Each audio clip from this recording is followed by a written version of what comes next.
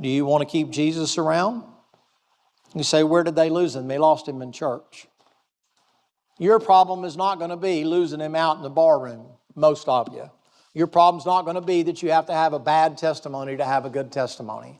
Your problem is going to be there'll be some Christian, it's going to be somebody, it'll be some preacher, it'll be some deacon, it'll be some ne'er-do-well, it'll be the routine duty, it'll be all the other kind of stuff, but it'll be something in and around the church. You wouldn't be here at camp if it wasn't that way. I'm not going to preach to you like you've been in jail or prison or whatever. I'm going to preach to you like you can wind up losing him at church. You say, what happened to him? They took him for granted. Do you see in the passage right there, if you will, come down, Jesus tarried in verse 43, look at verse 44. They supposing him to be in the company. Well, preacher, why is that important? They just assumed Jesus would always be there. I mean, don't you think that the church is going to always be there? The preacher will always be there. The Bible will always be there. Fellowship will always be there. They supposing he was going to be there. Hey, Jesus will be there. Anytime I get ready to go, the church will be open. The church doors will always be open. We had a hard time keeping them open during COVID. That's a thing of the past now.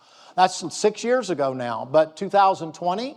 they weren't doing youth camps. 2020, they were doing everything they could. Most of us were preaching to empty pews. Everything had to be done by law. You had to do stuff on video, and people preaching to people that were parked in their own personal cars and stuff, wearing a mask with the windows up. I've never seen such insanity in all my life. And you go to the church there, nobody comes to church, nobody wants to be around. The airports are shut down, everything is shut down. We're having some big plague or whatever. And I don't even care what side of that thing you're on. But you know what it did? It should have made people recognize, and they've forgotten, that the church may not always be there.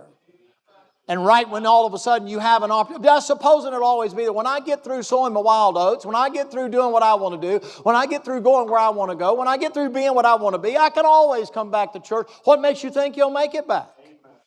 I remember the old preacher using an illustration one time. He talked about a kid at camp, and he was told about his life and some things he did, and he came back from the far country, and that kid was walking out and said, hey, wouldn't you like to talk to the preacher and get things right? He said, he made it back, and I'm sure if he made it back, I can make it back. And that preacher turned to that boy and said, don't bet on it.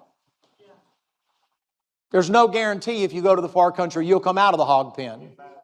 I got a picture at home that a friend of mine drew me a long time ago. And what it is he said, I could draw a little bit. He said, could I draw you something? I said, yeah, as a matter of fact, I'd like for you to draw me something. I said, you know the story about the prodigal son? And he goes, yeah, I know that, the prodigal pig pen and all that. Yeah, I said, could you draw me a picture of the prodigal's pig pen? And outside that pig pen, can you draw a bunch of tombstones for all the ones that died in the pig pen? I have that picture. You say, why? You assume because the one guy